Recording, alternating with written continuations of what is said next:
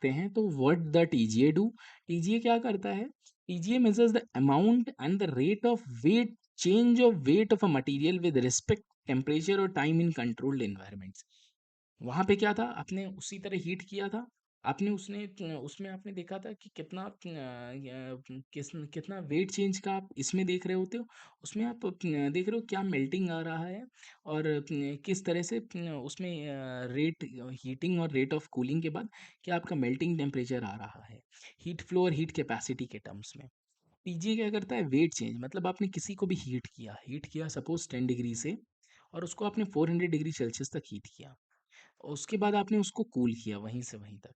तो क्या है कि कितनी टेम्परेचर तक है हीट करने पे उसका वेट चेंज, जैसे आप सपोज करो कि आप कोई भी पॉलीमर है, उसको आप हीट करते जाते हो, वो एक टेम्परेचर आएगा वो जलने लग जाएगा, जलेगा अगर, तो वो जब वो ऐश फॉर्म में कन्वर्ट होगा तो उसका वेट रिड्यूस हो जाएगा। एक टेम्परेचर ऐसा होगा कि उसका जो है, सपोज करें अगर आपने हीट करना शुरू किया टेम्परेचर से, वो आपका 100% उसका वो है आपका 100% पॉलीमर है, मतलब 100% वेट है।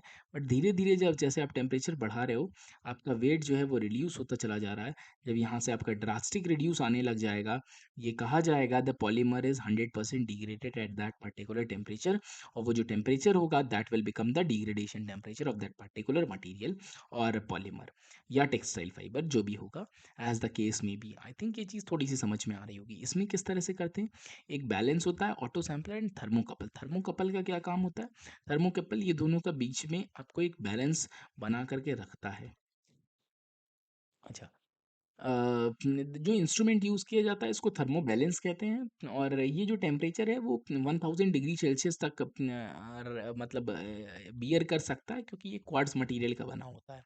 अच्छा, ये जो है ये थर्मोकपल ये टेम्परेचर सेंसिंग डिवाइस होती है, और this is the simple technique कि इस तरह से उसमें लगा होता है। I am just showing you this is the balance. यहाँ पे होता है टेक्निक जिसमें आप mass of the sample undergoing temperature in a controlled atmosphere, आप मास को वेट करके उसको आप लगाते हो, और फिर आप उसको मेज़र करते हो। जैसे टीजीए है, किसी भी कोई भी पॉलीमर भी हो सकता है, आपको कोई भी सब्सटेंस हो सकता है जिसका आपको टीजीए निकालना है। तो टीजीए में अगर आप सपोज करोगे तो इसी तरीके से निकल रहा होता है। क्या आप देख रहे हो कि आप टेम्परेचर बढ़ाते जा रहे हो, एक एक के बाद एक एक कुछ कुछ ये टेम्परेचर यहाँ पे एक शार्प आपको डिग्रेडेशन मिल रहा है, मतलब यहाँ पे ये पॉलीमर आपका इस टेम्परेचर पे थोड़ा थोड़ा डिग्रेड हो रहा है इतने मिनट बाद। ये टेम्परेचर ये मिनट्स से आपको दिया हुआ है, मिनट का ग्राफ, और ये डिग्री सेल्सियस, मतलब 200 डिग्री सेल्सियस पे 6 मिनट के बाद इसमें इतना शार्प डिग्रेडेशन देखने को मिला। ये जो आपको शार्प पीक्स मिल रहे होते हैं वही आपके लिए इंपॉर्टेंट है, जो आपका डिग्रेडेशन बता रहा होता है। अच्छा, इसमें भी आपके लिए rate of heating, rate of cooling ज़रूरी होता है। आप सैंपल बहुत थोड़े क्वांटिटी में लेते हो, और इसमें भी कैलिब्रेशन इज़ इम्पोर्टेंट, और वरना इसमें क्या होता है कि इसमें भी आपकी एक्यूरेसी में प्रॉब्लम हो जाती है। एक हीटिंग रेट भी आपके लिए समझना थोड़ा-सा ज़रूरी है। हीटिंग रेट 10 डिग्री या 20 डिग्री सेल्सियस ही रखते हैं नॉर्मल केसेस में। अच्छा, पर्च गैस या नाइट्रोजन गैस को मेनली यूज़ करते हैं, क्योंकि ये जो है ये इनर्ट नेचर का होता है। हीलियम को भी आप यूज़ कर सकते हो, नाइट्रोजन गैस को यूज़ किया जाता है इसमें। इसमें बेसिकली इसमें आप यूज़ करते हो, कैलिब्रेशन आप इस तरह से कर रहे होते हो। इसका एप्लीकेशन कहाँ होता है? अगर आप एप्लीकेशन की बात करोगे, जहाँ पे भी जिन-जिन सब्सटेंस में आपको पॉलीमर के भी किसी का भी डिग्रेडेशन निकालता है, कि आपको पता चलना चाहिए कि ये किस टेम्परेचर तक ये सस्टेन कर पाएगा, मतलब what is the maximum limit that it can associate with.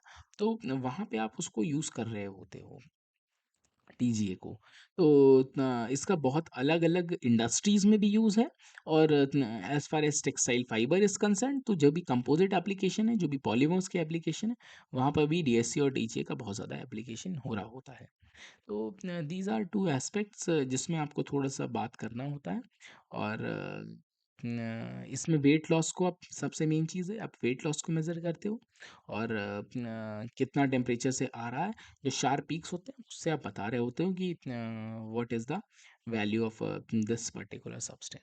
तो इसकी वैल्यूज़ याद रखना नहीं ज़रूरी है, बट आपको प्रिंसिपल थोड़ा-सा समझना थोड़ा-सा इम्पोर्टेंट हो जाता है। And this was all about this TGA aspect. I think ये भी चीज़ थोड़ी-सी समझ में आई होगी आपको, और it must be valuable. If you have any doubts you can ask, and thank you.